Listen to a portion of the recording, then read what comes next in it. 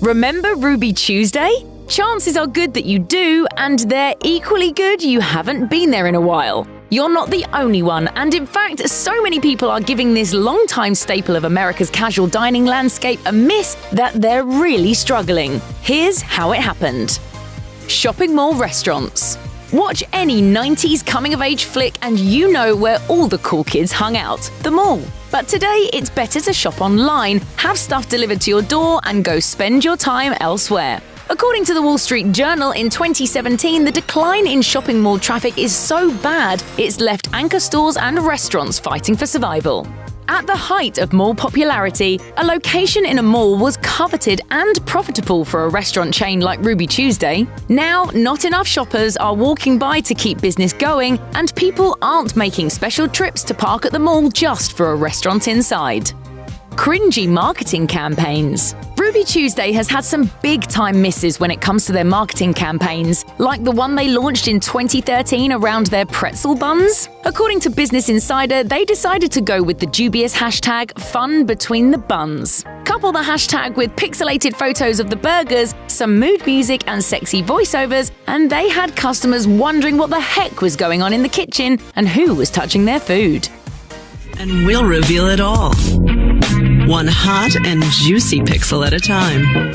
Earlier in 2008, they confused countless viewers by promising to live broadcast a demolition of what they called the last old Ruby Tuesdays, but instead accidentally took out the competition next door when the cameras rolled. 3, 2, 1.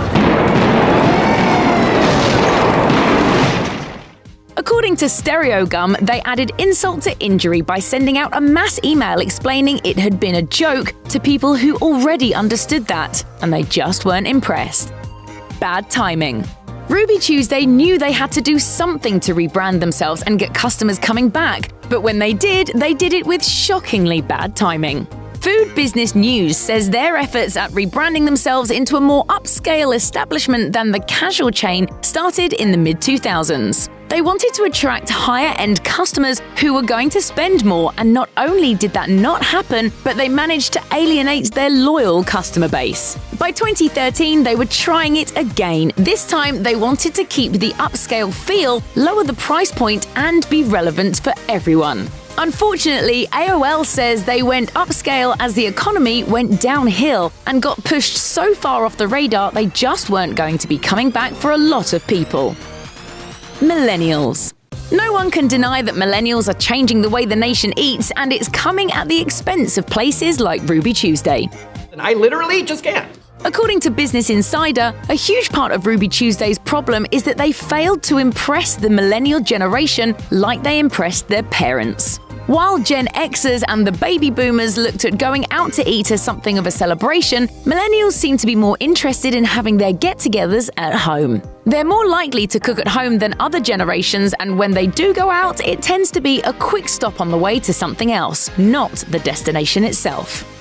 Sneakily unhealthy food. Many of today's consumers are super aware of what they're eating, what it's going to do to their waistline and their health, and how bloated and uncomfortable they're going to feel when they walk out to the car.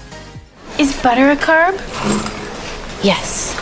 While Ruby Tuesday does have fit and trim options, they also have some deceptively horrible menu choices. CBS News' burger breakdown named Ruby Tuesday's turkey avocado burger the worst healthy-sounding burger. While it sounds relatively healthy, it comes with 878 calories, 54 grams of fat, and a shocking 2,441 milligrams of sodium. If the healthiest sounding options are terrible for you, is it a surprise people are giving the whole lot a miss?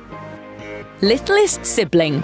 According to Nation's Restaurant News, Ruby Tuesday's heyday was in the late 90s and early 2000s, but it was all downhill from there. When corporate announced they would be selling in spring 2017, they were the smallest of the struggling bar and grill casual dining chains. And that's a problem for them, as they lacked the nationwide name recognition that competitors like Applebee's and TGI Fridays had going for them. Even those competitors are struggling, but Ruby Tuesday's small size means they felt it more. They're the little guys struggling for air on a sinking ship, and when they started feeling the profits sink, that made them less resilient, less competitive, and less able to even find good employees.